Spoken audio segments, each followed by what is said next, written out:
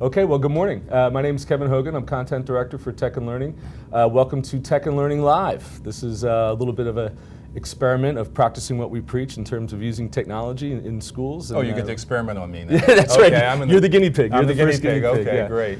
So we have a day-long series of interviews with some of the most influential people in education technology, and what a way to start the morning, but with Mr. Alfred Bindford, the new president of Pearson North America. So thanks for coming. Thank you, glad to be here. Just want to hit you with a couple questions over a couple of minutes here to talk about where you see Pearson in the certain stage in the ISTE world, and where it's been and where it's going. So thanks again for coming. Maybe if we could start, just give us a little bit of a brief background of your experiences before coming to Pearson. Oh, great. Well, at Pearson, I lead in North America all the work we do and the different forms of assessment that are all focused on helping to make education better. In addition to the assessment work, which we get a lot of press about, I also lead and drive the growth of what we refer to as our virtual learning business, which includes everything from running virtual K-12 charter schools to allowing schools themselves outside of Pearson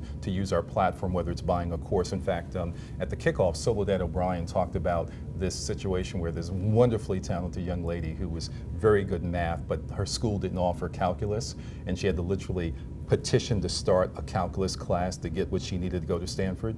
Well, there are Pearson products where we literally can give that school virtual calculus, the courses, the platform, the tutoring, and a teacher to plug that gap. So that's some of the things I do and what I lead North America. And you can imagine, given that so much of what we do has a technology foundation to it, having a chance at Pearson to support ISTE is just magnificent. That's great.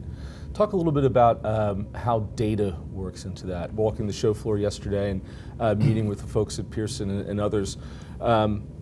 As a curriculum company, it seems like you now have a responsibility as well for data and managing the assessment of that. How has that evolved, and where do you see that going? Very important and huge evolution. Well, first, we're known for being the curriculum company, which we have roots that go way back in education and publishing, but we've evolved so much further than just curriculum. And when you think about the entire ecosystem of what it takes to design and deliver wonderful education to produce much better outcomes, we have literally amassed over the last years and decade or so one of the most comprehensive portfolios that go beyond curriculum. It's the platforms, everything, as I said, in terms of courses and so forth, both online and physical. And when you think about data, the use of data is so critical. If you go back and say, what did the average school look like 30 years ago and how was data being used? It's just totally different, almost like trying to compare an iPhone 6 to the first cell phones. That's what the last 25, 30 years has been. One could argue it's actually accelerated much faster. Now, when you talk about big data, which is a very powerful buzzword, big data has incredible application and importance in school because the use of analytics, not just for the sake of assessment, but the use of analytics to look at how the students, how the teachers are working inside the school and figuring out how to make an adjustment near real time in the design and delivery of education to make it more effective, much more personalized, and help both the teacher be the best they can be, as well as help the learner achieve the outcomes that you want. And that data also extends beyond the classroom to the parent as well too. I remember when I was early on with our kids, we're all very, very young, they're now in high school and college, waiting for that report card. Now I literally can get almost real-time information as to how my kids are doing, their assignments, their engagement, things that are important coming up. And so that creation and use and flow of data throughout that entire ecosystem of education is just so much more powerful. But people get caught up in big data, but there is huge application for big data in education. To follow up on that a little bit, that's an interesting point when you're talking about parents and talking about teachers. Now, Pearson as a giant company, and you do business at a district level with some of the biggest districts in the country, and you have a conversation at that level, but then you're also here on the floor speaking to teachers and parents. How important is it to have a message to kind of the grassroots, to the everyday school teacher? Yeah, critically important. And as you said, there are offerings and products we have. For example, there's assessment work we do that's more at the state level, to state standards and state policy, where we're working with the state departments of education. But then there's also work we do that might be in the special education arena that we do at the district and school level. And so you have to think about it, as you just said, at multiple levels.